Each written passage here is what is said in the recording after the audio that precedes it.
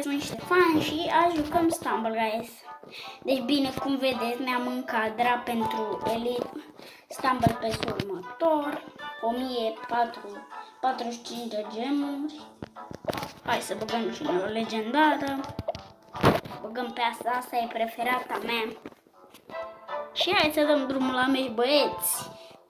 Să nu uitați să apăsați butonul la mare de like. Hai odată să ne bage în meci. Haide, uite că ne-a și băgat. Sper să dea mapa aia cu gheață. Știți voi de care. Puvit. Spuș. Iau și Elite următor peste 2 zile să face noul update. Și am auzit că se dă specială gratis cu niște bănuți. Mamă, are pumn și inima, eu îmi doar inima. Doar inima, mamă. Fac. Să-mi dați o notă dacă sunt bun.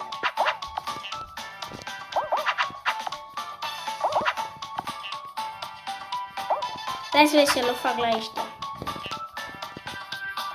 Am vrut să iau în brațe și să-i arunc la apă. Bun, nu. Bun, trebuie să se califice și ăștia. S-a și calificat. Unii nu. Uite, speciala a fost eliminată. Speciala. Și, cum se zice, speciala e cea mai bună. Cel mai bun caracter. Speciala.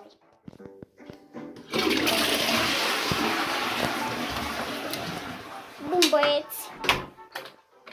Am fost la baie, am făcut treaba mică.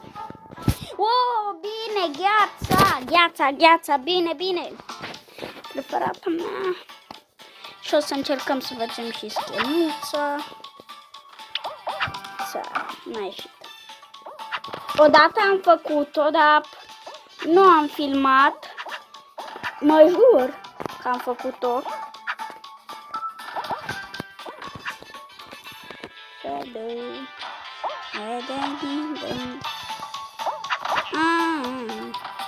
What the fuck, cum am căzut capita? Wow. Mamă, hackerul. Mira.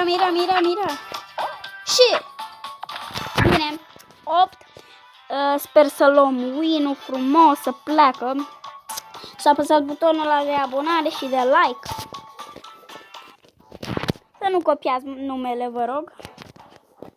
Numele de la Stumble Guys. La Valent, bine. La Valent. Printre mapa mea preferată este la Valent.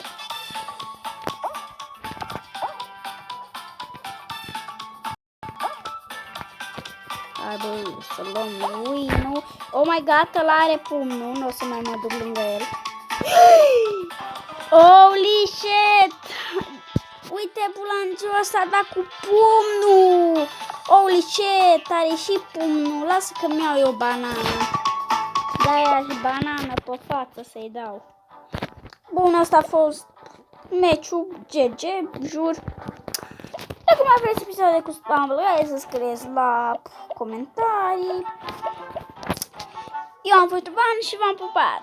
Ciao!